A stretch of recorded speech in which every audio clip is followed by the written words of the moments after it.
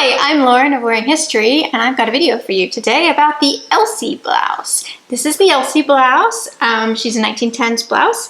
I have had this pattern out for about 4 years, but at the time I released it, it wasn't terribly popular because 1910s was still not used that much. There goes my cat.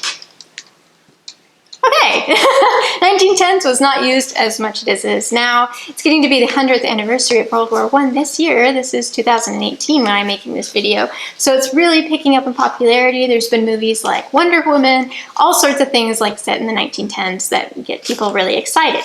So now that more than ever before, this blouse is really popular. If you don't know what blouse I'm talking about, it's this one that's on my website, the Elsie Blouse. So this is the blouse made up. This is my sample. I have worn this over and over again, and it still looks pretty good. So as you can see, it's got blousing in the front. It's got a little bit of a gathered sleeve.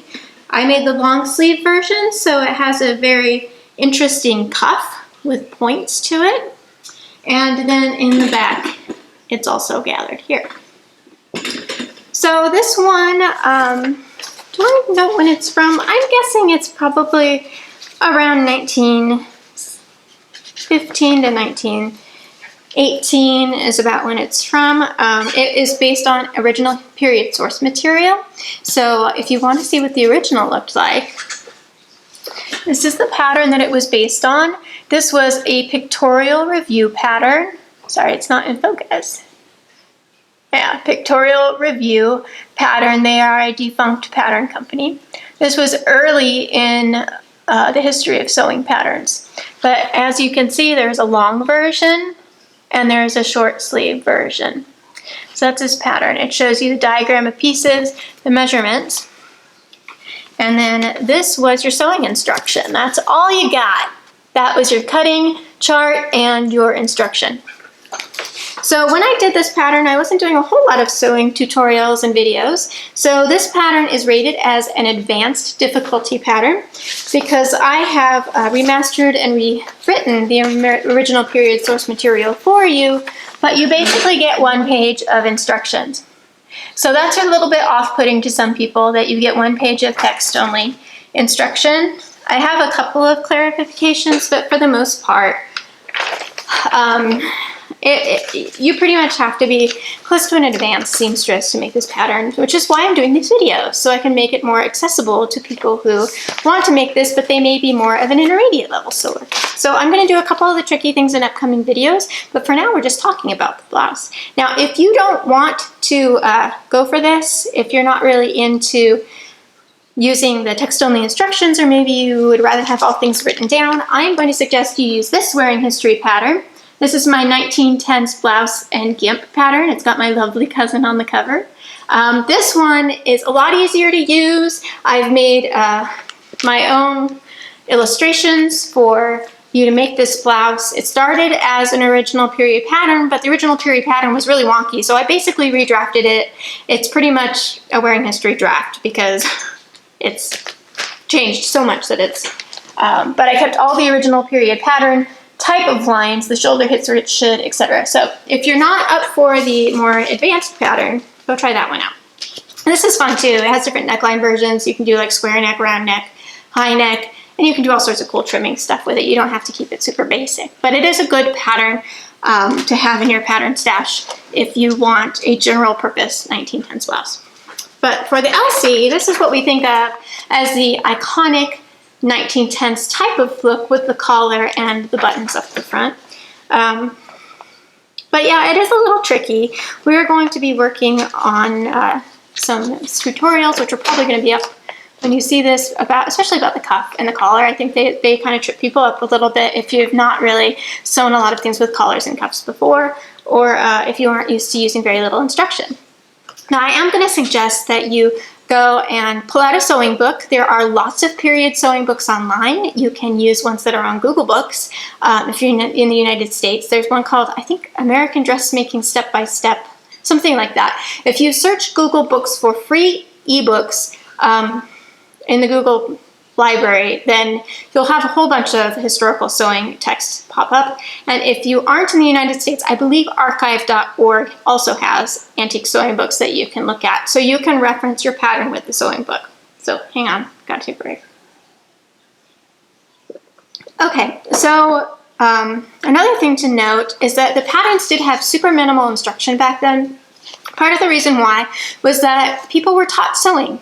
We just aren't really taught sewing anymore. I mean, I was one of the last years, I think, that there was home ec in schools. I don't remember if it was an elective or if it was required, but you know, a lot of people aren't taught sewing in school anymore. A lot of people are self-taught. So a pattern with only text can be a little bit scary. It's not really scary when you know your basics. You know, you just have to get to that point of being able to go, okay, I know how to set a collar, I know how to set a sleeve. And if you're not there yet, don't worry about it. I mean, we all were at that point. So you know, I'm always here to help you. Feel free to email me questions. I'm making these videos to help make this pattern more accessible for you.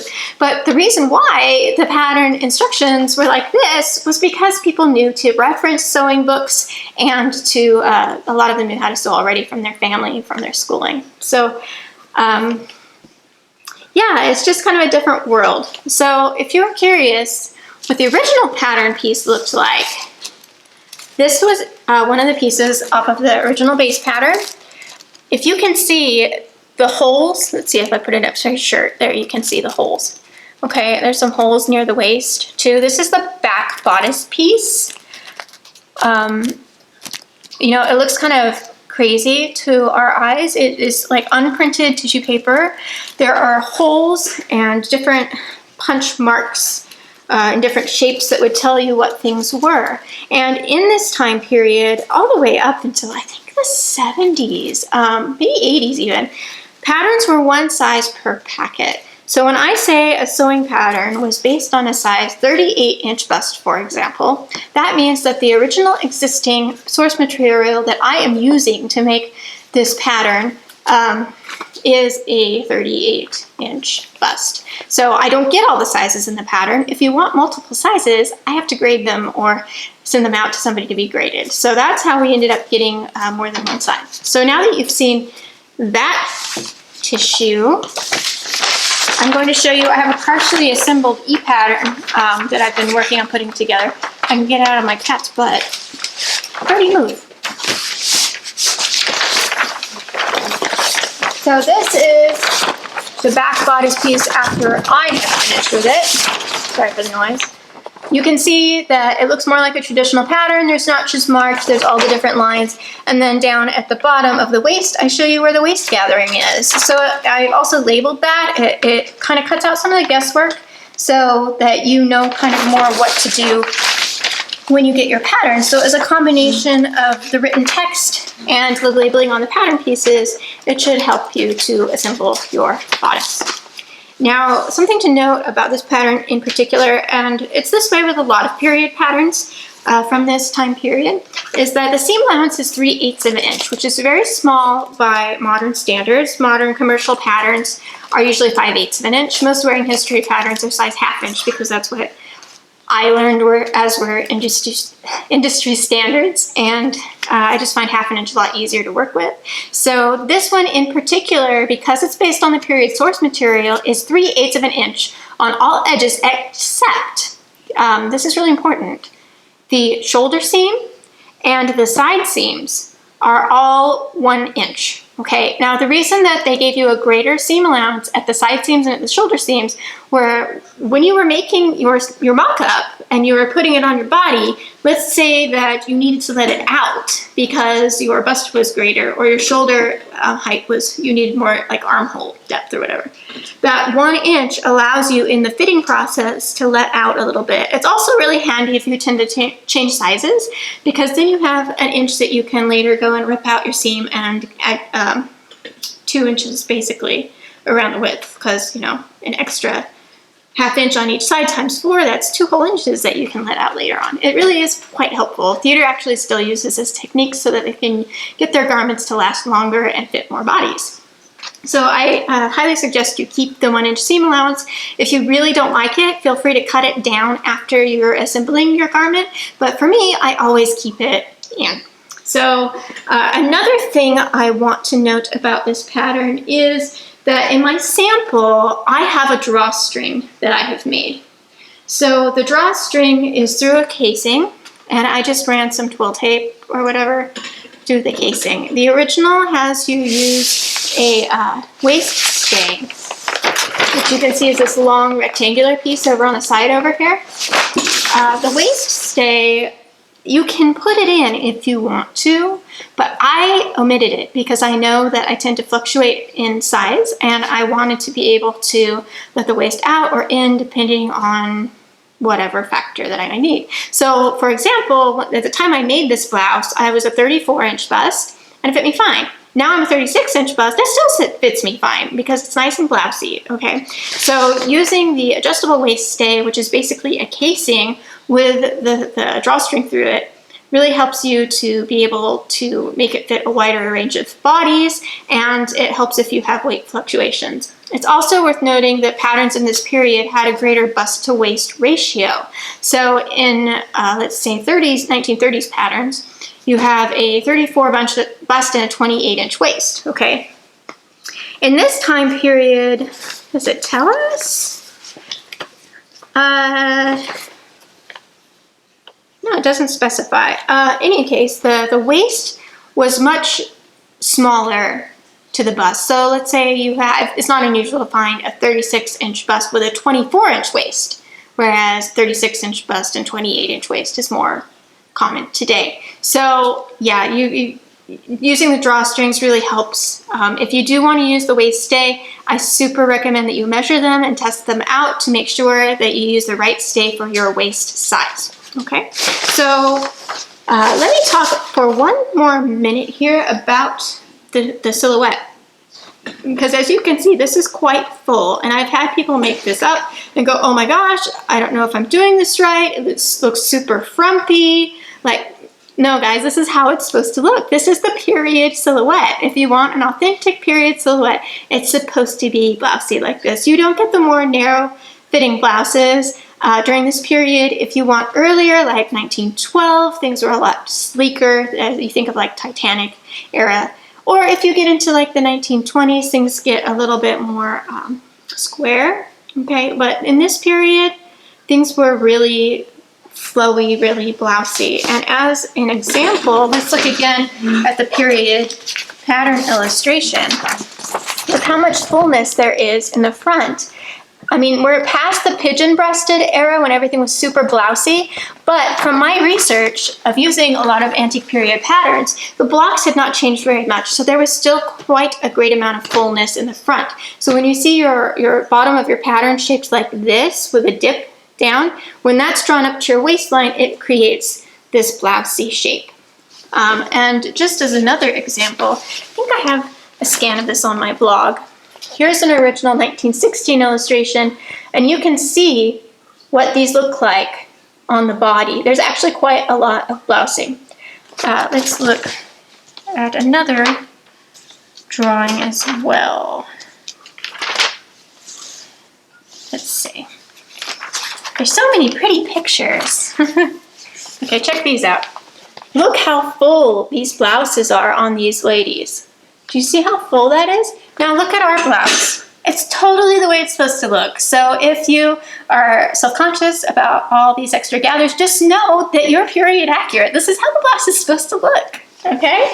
So it's super blousy. That's just the period that it was made. Like if you really don't like it, you can maybe try to pinch some of it out, but I really suggest you give it a try. This is actually looks quite awesome when you put it all together. And also note that this is at the natural waist of my dress form. 1910s skirts raised the waist up. So if you look at my other videos, I talk about the Evelyn skirt. Once you get your skirt on, your fullness is actually going to hit 1 to 2 inches above. Do you see that? How it changes it? It really makes it look like the time period. So like here, it may look super weird, but raise that waist up and you have a little bit of blousing that looks more like the 1910s illustrations that you're used to seeing. Another plus of this being blousy is, like I said, I was a 34-inch bust in this fit. I'm a 36-inch bust. It still fits. So that's really awesome. It's just, you know, kind of built into the garment. Let's see, what else do we need to talk about? So if you notice the button placement on here, it's more towards the center. Like it's in quite a bit from the edge. That looks really weird to our modern sensibilities, but I put kind of small buttons on here. Big buttons were a thing, so if you want to put bigger buttons on there to make it not look quite so wide across the front, you can totally do that. Alternately, if you're familiar with pattern drafting, you could redraw this curve so that it comes in closer, but I would not suggest you alter your center front line.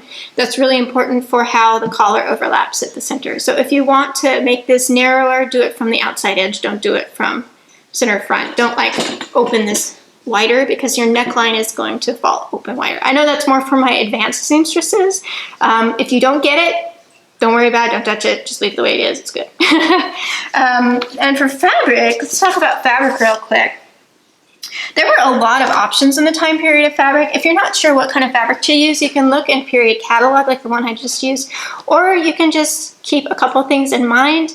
Based on my originals, cotton lawn was really popular, cotton batiste, any lightweight airy cotton was great. You could also make it in a serviceable kind of fabric like a Pima cotton, something with more body. If you're doing sort of a World War I impression where you need something serviceable that's going to hold up to wear, a Pima cotton might be a good idea. Cotton shirtings, like what you think of for menswear, I'm probably going to make mine out of this, which is a really awesome dot with a check in it. You don't have to worry too much about lining up checks. That's more of a modern sensibility. They didn't usually worry about things. They were more used to keeping the fabric cheap, so it cost extra to match things. I also have a couple of period examples. Let me grab them right here real quick. Come here, Brady. My cat is wanting to lay over everything on the table. He's like on the pattern, on everything. Not the old pattern. The old pattern's put away. Everything's fine, but the e-pattern cheap. All right, so this is probably the closest period example I have to this blouse. This is an original one. You can see how light and sheer this fabric is. And this isn't actually a super fine one. There are some slubs in this weave, which means that the weave has some, the thread width varies. I don't think I can get up close enough to show you. But this is the classic 1910s shape. You can see it's quite boxy, big in the waist. It's got that dip that I was talking about at the bottom. Do you see that? That it goes down longer in the bottom? And it also has the really unusual cuffs, like what we have on our pattern. So you can see that there's a cool, like pointed cuff thing going on. All right. So this one is a two-piece cuff. Ours is a one-piece cuff, but it's long. So just like the Elsie Blouse pattern, the under part of the cuff reaches up higher. This is it right here. And the fold-up part hits lower. Do you see that? So you can see this visible part of the cuff. That's how it was meant to be, and that's how the Elsie Blouse is as well. Now the collar, when you get to the point of putting your collar in, I want you to know that using seam binding is totally period accurate. This is a very narrow seam binding. This is about, looks like 3/8 of an inch. So that is a bias binding, not seam binding. This is a bias binding that they put into the neck. This one doesn't have buttons up the front, it snaps up the front. And then, remember how I said waist stays could be adjustable? On this particular one, they have a waist stay across the back that's gathered in. And then they have strings hanging down. You see the strings hanging down? That could make it so the front of the blouse could be pulled in however wide you wanted. It also would allow for fluctuations in waist size. So that is that version. This is like I said, a cotton lawn, cotton batiste, something like that. Another option for those that like super fussy fabrics, I would not do this myself because I would want to pull my hair out. A crinkle chiffon, silk chiffon, was a super popular fabric. This one's a little bit later. This is probably 18 to 22, 1918 to 1922. So this is a crinkle chiffon that has then been beaded. Another period example. Might not be so good for one of the a collar. I'm not sure. You can think about it. Maybe if you use a organza to face the front, it might be okay. This might be better for this pattern actually. It's 1910s Blouse again. Other than that, You could use a tissue weight taffeta. I have originals that are done in tissue weight taffeta. Really crazy bold colors were a thing. You don't have to do white. White is iconic. We see a lot of surviving white, but that's because a lot of our silks that we see are super shredded. Like, they just did not survive well. And of course, you see beautiful insertion laces. You can use this as your palette to do all sorts of cool and interesting things. Here's some period examples of 1910s insertion. It also mentions on this page that you could use crepe de chine, which is also super wiggly. If you do that, I would really suggest using some sort of an organza as an interfacing. So I think that's about all the basics I wanted to cover with the Elsie blouse. I hope that that really has helped you to visualize what this project is like, to give you some ideas of what sort of fabrics and things you want to use. I can't wait to hear what you come up with. So can't wait to see your creations, and I will be posting some tutorials for cuffs and collar pretty soon here, guys. All right, have a good afternoon, evening, morning, whatever time of day it is. Thanks for joining me. You can find me on wearinghistory.clothing, Wearing History on Etsy. You can also follow my Instagram, my Facebook page on Wearing History on both of those. All right, bye-bye.